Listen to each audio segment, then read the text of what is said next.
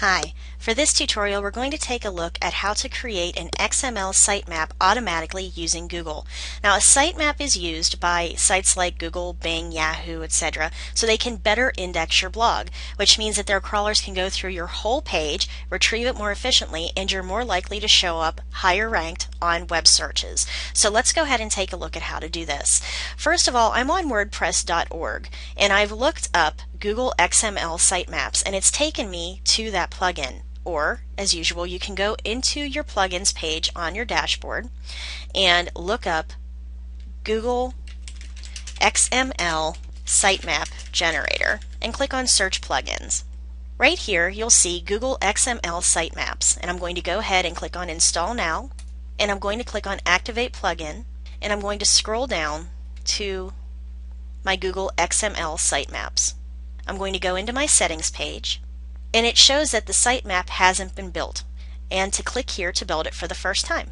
Underneath it has basic options, like if you want to write a normal XML file with your file name, or write a gzipped file, which is your file name plus .gz.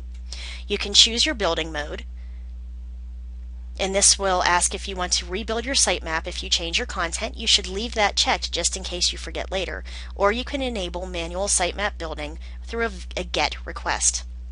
Next, you can update notifications. So anytime you update your blog, you can click so it'll notify Google, notify Bing, ask, and it will add a sitemap URL to the virtual robots.txt file.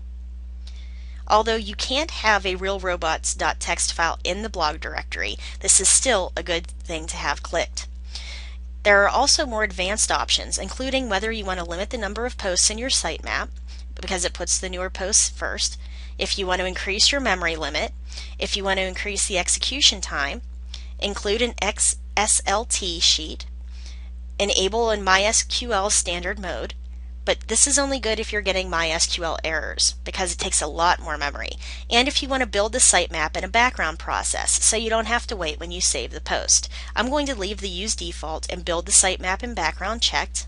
Underneath that, it's going to ask about additional pages, and here's where you can show it if you want specific files or URLs to be included, although they're not in your blog or WordPress.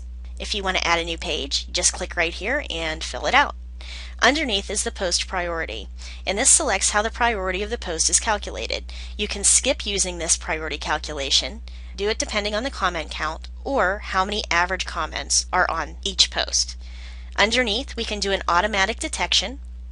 You can put it to a custom location, so you could choose one of those. I'm just going to leave the automatic detection, and this shows me my detected URL and my path, which is going to come in handy when you go to, say, your webmaster tools in Google or Bing. Underneath the sitemap content, you can choose everything that you want to have included, uncheck anything you don't want to have included. You can include custom taxonomies and further options. Underneath, you can choose your excluded items, including, say, categories or posts. You can change the frequency of how often your pages are going to be crawled by the web searchers. You can set your priorities, and then when you're done, click on Update Options, or you can reset them all. Now, up at the top, I'm going to go ahead and click on Click Here. It's gone ahead and built my sitemap. It zipped it. It told Google and Bing about it. However, there was a problem with notifying Ask, and we can click here to find out why, and this will tell us how to fix it. On the right hand side, it gives you more information about the plugin, and it gives you more sitemap resources. So let's say you go to Webmaster Tools, which is from Google, and you want to log in. You can go ahead, make up an account in Webmaster Tools, and you would use the sitemap in Webmaster Tools so Google could come and search your whole page. So that's a really quick, easy tool to use to generate your sitemap.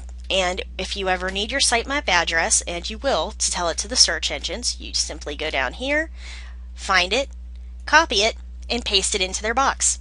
So that's how it works. I hope you enjoyed this tutorial, and I'll see you at the next one.